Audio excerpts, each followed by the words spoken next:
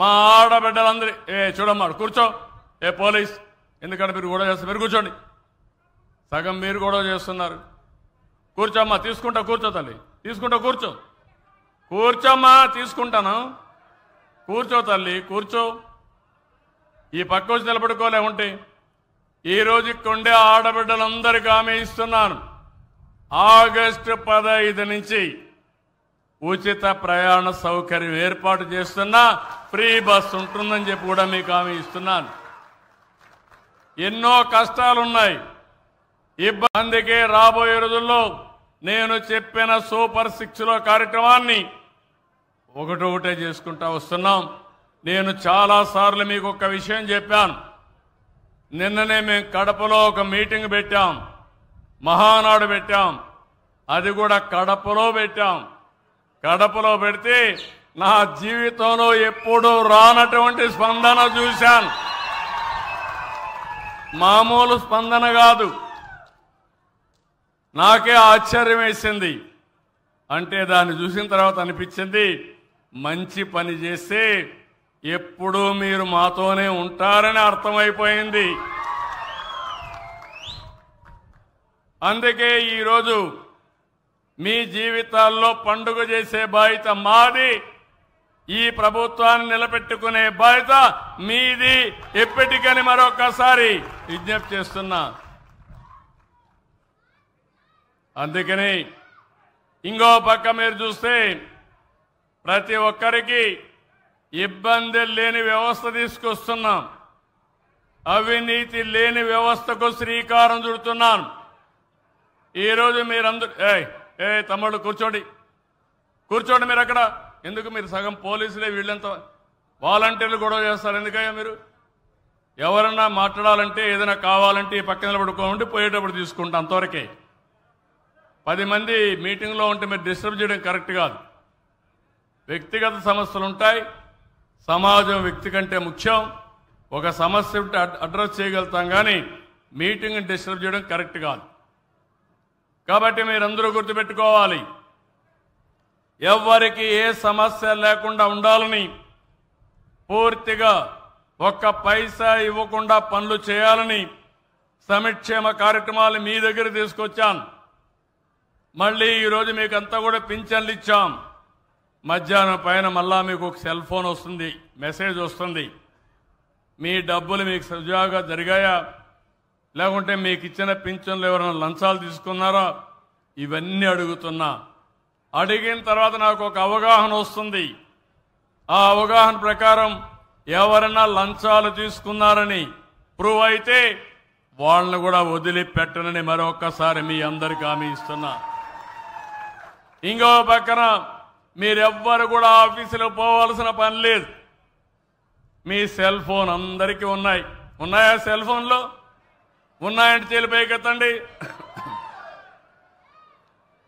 నేను WhatsApp governance పెట్టాను జ్ఞాపకం ఉందా మీకు? వాట్సాప్ గవర్నెన్స్ తెలిసిన వాళ్ళు చేలిపైకెత్తండి. ఓకే, దించండి.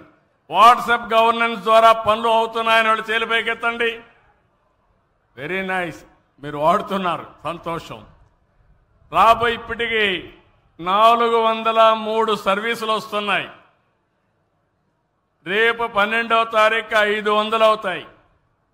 మొత్తం 700 ఉన్నాయి. ఇంకా 2 నెలల లోపల మీరెవ్వరు కూడా ఆఫీసుకి పోయే పని లేదు. ఫోన్ తీసుకొని నెంబర్ కొట్టి హాయ్ అని మీరు ఏ పేరుతోన్నా పిలవండి, నేను పలకతా. మీరు హాయ్ అంటే నేను పలకతా, బాబు అంటే పలకతా, కావాలంటే సిబిఎన్ అంటే పలకతా. అక్కడి నుంచి మీ పని చేసే బాధ్యత నాది. మళ్ళీ మీకు చెప్పే బాధ్యత నాది. జవాబుదారీతనాన్ని పరిపాలనలో తీసుకొచ్చే బాధ్యత నాది. ఇవి టెక్నాలజీ వచ్చిన తర్వాత ఎవరు కూడా తోక తిప్పడం లేదు. ఎందుకంటే అన్నీ అర్థమైపోతాయి.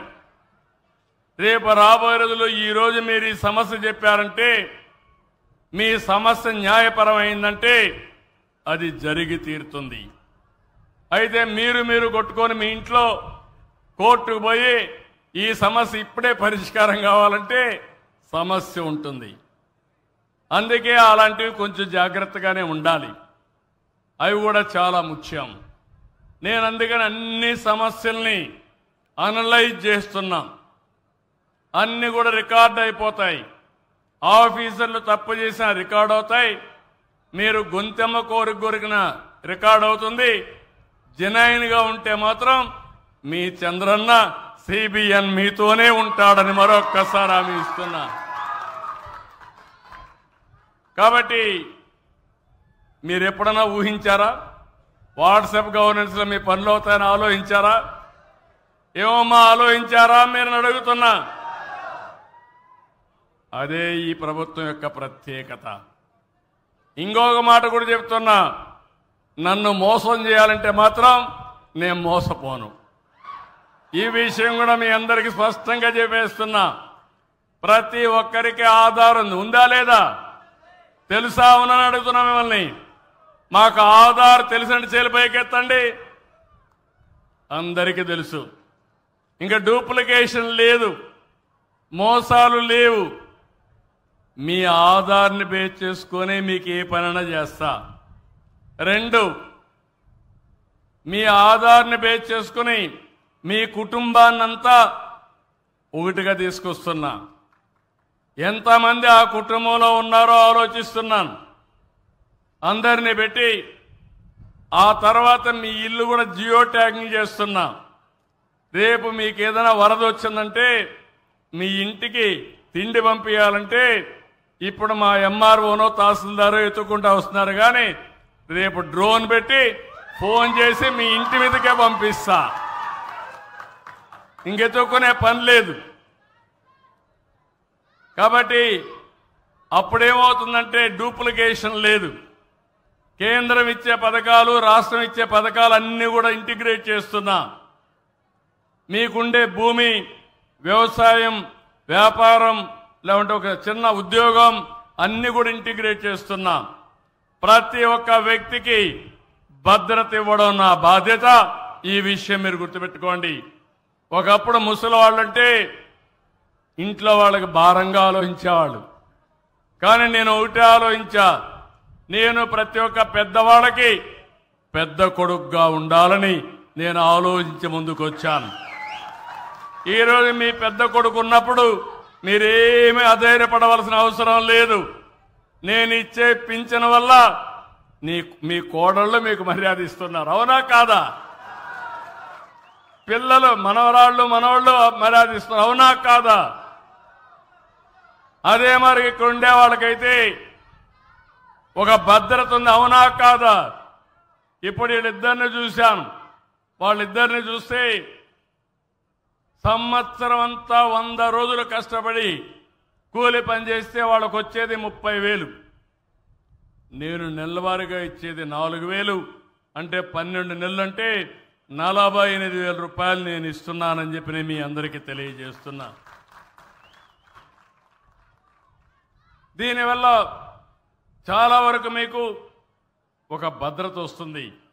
దీని తర్వాత ఆలోచించాను, జీవితాంతం పేదవాళ్ళు పేదవాళ్ళుగానే ఉండాలన్నా, పేదవాళ్ళుగా పుట్టడం, పేదలుగానే జీవించడం, మళ్ళా చనిపోయేటప్పుడు పేదలుగానే చనిపోవడం, ఇది ఎక్కడ న్యాయం అని అడుగుతున్నా. ఈరోజు మేము ఆలోచించాం, ఒకప్పుడు సంపద సృష్టించాలి, మార్గాలు ఏంటని ఆలోచించాం. అప్పుడే నేను పరిశ్రమలు ప్రోత్సహించాను, ఇన్ఫ్రాస్ట్రక్చర్కి ఆలోచించాం, ప్రైవేట్ పబ్లిక్ పార్ట్నర్షిప్ అన్నాం. ప్రైవేట్ వ్యక్తులు ఒక రోడ్ వేసి, ఒక టెలికాం సర్వీసులు ఇచ్చి, కరెంటు స్టేషన్లు పెట్టి తద్వారా డబ్బులు సంపాదించే మార్గానికి దోహదం చేశాం. దీనివల్ల చాలామందికి డబ్బులు వచ్చాయి. అదే మరి మనకు వస్తువులు వచ్చాయి.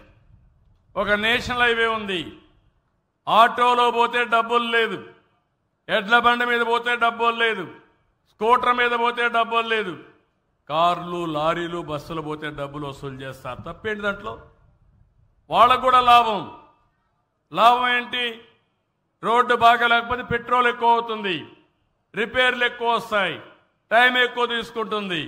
ఇప్పుడు శుభ్రమైన రోడ్లు ఉన్నాయి, దర్జాగా పోతున్నారు, వాళ్ళ ఆదాయం కూడా పెరుగుతూ ఉంది. ఇప్పుడు నేను తీసుకొచ్చిన కార్యక్రమం కొత్తగా తీసుకొచ్చాను, దేశంలో ఎక్కడా లేదు. పబ్లిక్ ప్రైవేట్ పీపుల్ పార్ట్నర్షిప్ అంటే ప్రభుత్వం ఉంటాం, ప్రైవేట్ వ్యక్తులు ఉంటారు, పేద ప్రజలు ఉంటారు. మనం ఒక అవగాహన పెట్టుకొని ఏ విధంగా మీ జీవితాల్లో వెలుగు తేవాలని ఆలోచిస్తున్నాం. ప్రజలే క్యాపిటల్.